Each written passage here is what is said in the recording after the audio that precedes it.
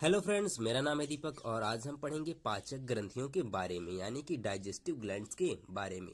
देखिएगा, पिछली वाली वीडियो लेक्चर्स में हमने बात की थी पाचन तंत्र के अंतर्गत आहार नाल के बारे में यानी कि एलिमेंट्री कैनाल के बारे में हमने क्या की थी, बात कर रखी थी। ठीक है, तो अब हम यहाँ से पढ़ेंगे पाचक ग्रंथियों के बारे में। ठीक है, तो देख लेते हैं कौन कौन सी पाचक ग्रंथियां हमें पढ़नी है।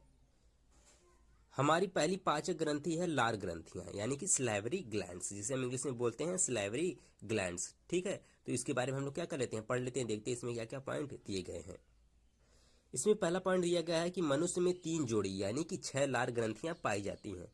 देखिएगा, दूसरा पॉइंट ऐसे लिखा गया है कि ये लार ग्रंथियां प्रतिदिन 1.5 लीटर लार का श्रावण करती हैं। ठीक है, जो ये लार ग्रंथियां होती हैं क्या करती हैं, 1.5 लीटर। ठीक है, यानी कि 1.5 लीटर लार का श्रावण क्या प्रतिदिन यानी कि रोज करेंगी, जिसे हम क्या कहते हैं, लाला रस भी कहते हैं। हमारे एनसीईआरटी में लिखा गया है इस लार को हम क्या कहते हैं, लाला रस कहते हैं। ठीक है, लास्ट पॉइंट ऐसे लिखा गया है कि लार में 2 प्रकार के एंजाइम पाए जाते हैं। जो हमारी लार होती है उसमें भी क्या होते हैं, एंजाइम पाए जाते हैं। वे कौन कौन से एंजाइम हैं और उनका कार्य क्या है, चलिए आगे देखते हैं। ठीक है, पहला हमारा एंजाइम होता है सिलेवरी एमिलेज, या इसी को एनसीईआरटी में लिखा है लार एमिलेज। ठीक है ना, लार एमाइलेज या एमिलेज जो भी आप पढ़ें। ठीक है, इसको इंग्लिश में बोलते हैं स्लेवरी एमाइलेज। यह कार्बोहाइड्रेट यानी कि मंड को शर्करा में बदल देता है। ठीक है, जो आपका सिलेवरी एमाइलेज होता है क्या करेगा, ये कार्बोहाइड्रेट को किस में बदल देगा, शर्करा में बदल देता है। ठीक, आप लोगों ने ध्यान दिया होगा जब हम क्या करते हैं, जब रोटी को चबाते हैं तो कुछ देर बाद क्या होने लगती है, वो मीठी हमें लगने लगती है। तो देखिएगा वही क्या होता है, वो रोटी में क्या था, आपका मंड था। उसे जब इसने सिलेवरी एमाइलेज में किस में बदला, शर्करा में बदला, तो हमें क्या लगने लगी, रोटी मीठी लगने लगी। ठीक है, और दूसरा हमारा होता है एंजाइम लाइसोजाइम। लाइसोजाइम यह क्या होता है, यह जीवाणुनाशी होता है। यह क्या करता है, बैक्टीरिया को मारता है। ठीक है, जो आपका लाइसोजाइम होता है बैक्टीरिया को मारने का काम करता है। ठीक, एक पॉइंट हम लोग ऐसे याद रखेंगे कि मनुष्य में निम्न प्रकार की लार ग्रंथियां पाई जाती हैं। जो हम लोगों में कितने प्रकार की ग्रंथियां पाई जाती हैं, निम्न प्रकार की लार ग्रंथियां पाई जाती हैं। देखिए, इसके बारे में पढ़ना नहीं है, बस हम जान लेते हैं कौन कौन सी हैं। ठीक है, एक होती है आपकी कर्ण पूर्व ग्रंथियां, इसे हम इंग्लिश में बोलते हैं पैरोटिड ग्लैंड्स। और एक होती है अधोहनु ग्रंथियां, जिसे हम बोलते हैं सब मैग्जिलरी ग्लैंड्स। और एक होती है आपकी अधोजिह्वा ग्रंथियां, और इसे क्या बोलेंगे आपको, सबलिंगुअल ग्लैंड्स, इसे बोलते हैं सबलिंगुअल ग्लैंड्स। ठीक है, देखिएगा जैसा इनके नाम से क्या है स्पष्ट है, ये लार ग्रंथियां कहाँ पर पाई जाएंगी। जैसे आपकी क्या है, पहला वाले की बात करें हम तो क्या है, कर्ण पूर्व। कर्ण मतलब क्या होता है, कान होता है, तो ये कहाँ पर पाई जाएंगी, कान के ही पास पाई जाएंगी। ठीक है ना, कर्णपुर यानी कि पैरोटिड ग्लैंड्स। फिर अधोहनु, हनु मतलब क्या होता है, जबड़ा होता है, तो ये कहाँ पर पाई जाती हैं, जबड़े के पास पाई जाती हैं ग्रंथियां। और अधोजिह्वा, और अधोजिह्वा यानी कि जिह्वा मतलब क्या होता है, जीभ, यानी कि ये कहाँ पर पाई जाएंगी, जीभ के पास ही क्या पाई जाएंगी। ठीक, तो इसे हम एक फिगर के माध्यम से भी क्या करते हैं, थोड़ा सा मैं आपको दिखा देता हूँ फिगर में कहाँ पर ये सब होती हैं। देखिए, जैसा कि अभी अभी हम लोग पढ़ के आ रहे हैं कि मनुष्य में क्या होती हैं, 3 जोड़ी लार ग्रंथियां पाई जाती हैं। और क्या क्या नाम है, हमने ये भी क्या कर लिया था, देख लिया था पॉइंट के माध्यम से। और देखिए फिगर में भी अब देख लेते हैं ये सब कहाँ पर पाई जाती हैं। ठीक है ना, एनसीईआरटी में सिर्फ लिखा है कि मुगवा में क्या होती है, आपकी लार ग्रंथियां होती हैं जो क्या करती हैं, लाला रस को स्रावित करती हैं, बस इतना ही दिया है। तो मैं क्या कर रहा हूँ, थोड़ा थोड़ा आपको बता दे रहा हूँ कि कितने प्रकार की लार ग्रंथियां पाई जाती हैं और यह कहाँ कहाँ स्थित होती हैं। ठीक है, थोड़ा सा जानकारी इसके बारे में हम क्या करेंगे, प्राप्त करेंगे। तो हमारी पहले थी कर्ण पूर्व या कर्णमूल ग्रंथि। ठीक है ना, इसका नाम एक और भी होता है। ठीक है, तो ये जो आपकी लाल ग्रंथि है देखिए कहाँ पर है, कान के पास है, तो इसलिए इसका क्या नाम है, कर्ण मूल या कर्ण पूर्व ग्रंथि। ठीक है, और एक आपकी क्या होती है, एक थी आपकी अधोजिह्वा।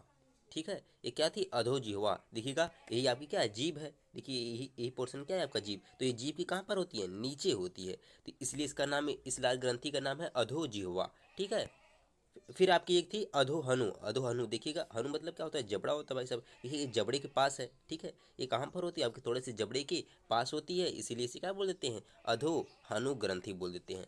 और एक बात और ध्यान दीजिएगा कि मैंने वहाँ पर आप लोगों को बताया था, जो आपकी क्या होती है, लाल ग्रंथियाँ होती हैं, मुख गुहा में नहीं स्थित होती। देखिएगा ये मुख गुहा में स्थित नहीं होती हैं, बस इनका जो सिक्रीशन होता है, इनका जो श्रावण होता है, कुछ नलिकाओं के माध्यम से क्या होता है, मुख गुहा में आता है। ठीक है ना, मुख गुहा में क्या होगा, इनका सिक्रेशन आएगा। देखिए जो कर्ण मूल ग्रंथि है, इसका सिक्रेशन किस नलिका से आता है स्टेन्सन नलिका के द्वारा। इसका सिक्रेशन किसके द्वारा आएगा, स्टेन्सन नलिका के द्वारा आएगा।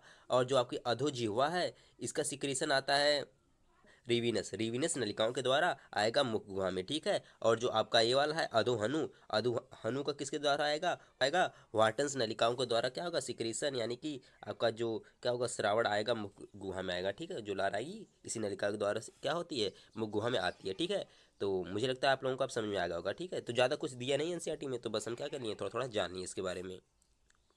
अब हम पढ़ेंगे दूसरी पाचक ग्रंथि अमाशय या जठर ग्रंथियों के बारे में, जिसे हम इंग्लिश में बोलते हैं स्टोमक और गैस्ट्रिक ग्लैंड्स के बारे में। तो देख लेते हैं इसमें क्या क्या पॉइंट्स लिखे गए हैं। पहला पॉइंट लिखा गया है कि मनुष्य के अमाशय में 3 प्रकार की ग्रंथियां होती हैं।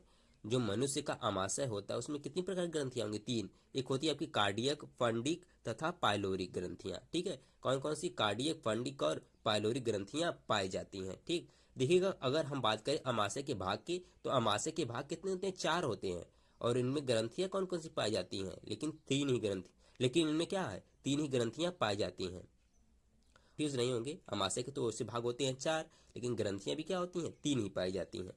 ग्रंथियां आपकी 3 ही पाई जाती हैं, तो कंफ्यूजन वाली कोई बात है ही नहीं। एक पॉइंट ऐसे लिखा गया है कि मनुष्य में पाई जाने वाली जठर ग्रंथियां जठर रस यानी कि गैस्ट्रिक जूस स्रावित करती हैं। जो मनुष्य में पाई जाती हैं आपकी जठर ग्रंथियां क्या करती हैं? जठर रस का स्रावण करती हैं, ठीक है, जिसे हम बोलते हैं क्या गैस्ट्रिक जूस, जठर रस या गैस्ट्रिक जूस कहते हैं, ठीक है ना। देखिएगा हमारी जो अमाशय की क्या थी आपकी जठर ग्रंथियां थी, जठर ग्रंथियां थी वो तो क्या स्रावित कर रही थी? जठर रस स्रावित कर रही थी। तो इस जठर रस में होता क्या है भाई साहब? देखिएगा जठर रस में क्या होता है आपका हाइड्रोक्लोरिक अम्ल होता है, इसे हम बोलते हैं क्या HCl बोलते हैं। एक होता है आपका पेप्सिन होता है, एक होता है जठर लाइपेज होता है, और एक होता है रेनिन, ठीक है।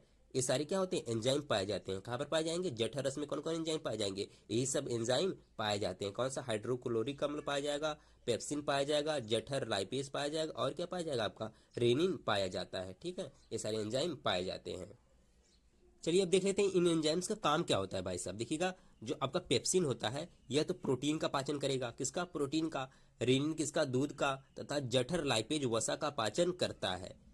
देखिएगा वही बात यहीं पर ऐसे लिख दी गई है कि जो आपका पेप्सिन था किसका पाचन किया? प्रोटीन का। रेनिन दूध का, और जठर लाइपेज वसा का पाचन किया, ठीक है।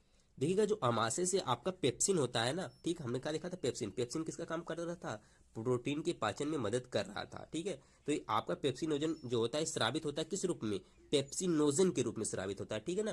पेप्सिनोजन के रूप में स्रावित होता है, जो क्या है एक निष्क्रिय एंजाइम होता है। ये क्या होता है? निष्क्रिय एंजाइम होता है। तो आपका जो HCl होता है ना, इसे क्या कर देता है? पेप्सिन में बदलकर सक्रिय कर देता है, तभी क्या करेगा? प्रोटीन का पाचन करेगा, ठीक है।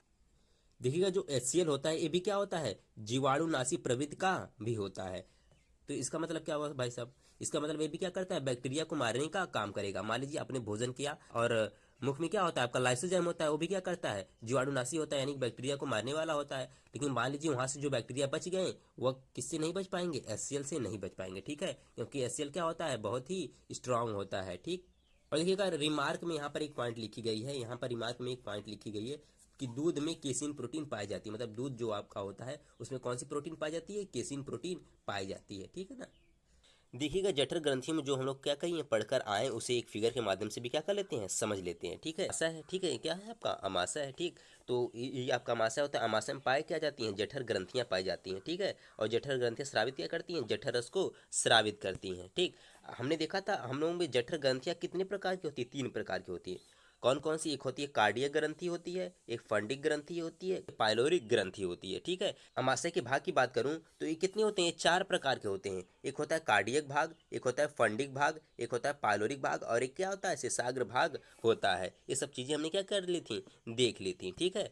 तो अब आते हैं अपने यहाँ पर इस टॉपिक पर, ठीक है। क्या? जठर रस, ठीक। आपकी अमाशय में क्या पाई जा रही थी? जठर ग्रंथियां पाई जा रही थी, जो क्या स्रावित कर रही थी? जठर रस। और देखिए उस जठर रस में क्या होता है आपका? कुछ एंजाइम्स होते हैं, ठीक। इन एंजाइम्स का काम क्या होता है उसको हम क्या कर लेते हैं? जान लेते हैं, ठीक है। तो सबसे पहले होता है आपका हाइड्रोक्लोरिक अम्ल, यानी कि HCl होता है। तो HCl का काम क्या होता है भाई साहब? यह होता है जीवाणुनाशी, यानी कि यह क्या करता है? बैक्टीरिया को मारने का काम करता है, ठीक है। हमने मुख गुहा में देखा था कि भाई साहब वहाँ पर क्या था? लाइसोजाइम था। आपका लाइसोजाइम क्या कर रहा था? वो भी क्या करता था? बैक्टीरिया को मारने का काम करता था, यानी कि वो भी जीवाणुनाशी प्रवृत्ति का ही था। लेकिन मान लीजिए जो बैक्टीरिया क्या हो गए उससे बच गए, वो किससे आकर मर जाएंगे? यहाँ पर HCl से आकर नहीं बच पाएंगे, ठीक है। फिर उसके बाद आपका दूसरा क्या एंजाइम होता है, पेप्सिन होता है। ठीक है, पेप्सिन होता है, यह क्या करेगा, ये प्रोटीन का पाचन करेगा। ठीक है, किसका पाचन करेगा, प्रोटीन का। प से पेप्सिन, प से प्रोटीन। ठीक है, एक ही जैसा, थोड़ा सा जुगलबंदी करके याद रखेंगे तो याद हो जाएगा। फिर आपका होता है जठर लाइपेज। जठर लाइपेज इसका क्या नाम भाई साहब, क्योंकि जठर ग्रंथि से स्रावित हो रहा है इसलिए इसका नाम क्या हो गया, जठर लाइपेज। ठीक है ना। तो जठर लाइपेज इसका काम क्या होता है, इसका काम होता है वसा का पाचन करना। इसका काम होता है वसा का पाचन करना। और आपका लास्ट वाला कौन सा एंजाइम्स होता है, ये होता है रेनिन। ये क्या करता है, ये दूध का पाचन करता है। ये किसका पाचन करेगा, ये दूध का पाचन करेगा। ठीक है ना। और देखिएगा आपके जठर रस में एक और तरह की चीज़ पाई जाती है, जो देखिए जठर रस कहाँ से आ रहा था आपका, अमाशय की दीवार से ही आता है ना ये सब चीज़ें। ठीक है, तो उसी जठर रस में आपका एक और चीज़ पाया जाता है, क्या, श्लेष्मा। इसे इंग्लिश में बोलते हैं म्यूकस। ठीक है ना। तो एक इसका क्या काम होता है भाई साहब, देखिएगा इसका तो बहुत मेन इंपॉर्टेंट काम होता है। क्या होता है, देखिएगा यहाँ पर लिखा गया है कि समान परिस्थितियों में, समान परिस्थिति में क्या करेगा, श्लेष्मा अमाशय के आंतरिक आस्तार, यानी कि आस्तार मतलब क्या होता है, दीवार। ठीक है, परत, दीवार और क्या, परत। ठीक है ना, उसी का ही मतलब होता है कि अम्ल से रक्षा करता है। कौन वाले अम्ल से, HCl से क्या करेगा, रक्षा करेगा। देख लीजिए, HCl तो क्या है आपका एक तरह का अम्ल है, HCl तो एक तरह का क्या है, अम्ल है। और अम्लों की प्रवृत्ति क्या होती है, ये सब लोहे तक को भी क्या कर सकते हैं, गला सकते हैं। ठीक है ना। कभी कभार एक क्वेश्चन ऐसे पूछता है कि HCl तो क्या है, एक अम्ल है भाई साहब, तो यह तो लोहे तक को भी गला सकता है। तो हमारे अमाशय की दीवार को यह नुकसान कैसे नहीं पहुंचा पाता। ठीक है, कैसे नहीं पहुंचा पाता, समान परिस्थितियों में। यहाँ पर सिर्फ क्या हो रही है, समान परिस्थितियों की बात हो रही है। तो कैसे नहीं कर पाता, तो कैसे नुकसान नहीं पहुंचा पाता HCl, इसको देख लेते हैं भाई साहब। देखिएगा यहाँ पर एक पॉइंट लिखी गई है, यहाँ पर एक पॉइंट लिखी गई है ऐसे, जो आपका श्लेष्मा होता है यह कैसा होता है, क्षारीय प्रवृत्ति का होता है। कैसा होता है, यह क्षारीय प्रवृत्ति का होता है। और HCl तो आप जानते हैं क्या है, ये अम्लीय है, अम्लीय प्रवृत्ति का है। ठीक है, तो आप लोग ये भी जानते हैं कि जब अम्ल क्षार से क्या करेगा, क्रिया करेगा, अभिक्रिया करेगा, तब क्या होगा भाई साहब, यह उदासीन हो जाता है। ठीक है ना, यह उदासीन हो जाएगा। तो इसीलिए क्या करता है, आपका जो श्लेष्मा होता है, यह श्लेष्मा होता है, ये क्या करेगा, अमाशय की दीवार को बचा लेगा, किससे, HCl के प्रभाव से। ठीक है ना। मुझे लगता है आप लोगों को अच्छे से समझ में आ गया होगा अब मैं क्या कहना चाहता हूँ। ठीक है, तो अब मिलते हैं हम लोग नेक्स्ट वीडियो लेक्चर में। ठीक।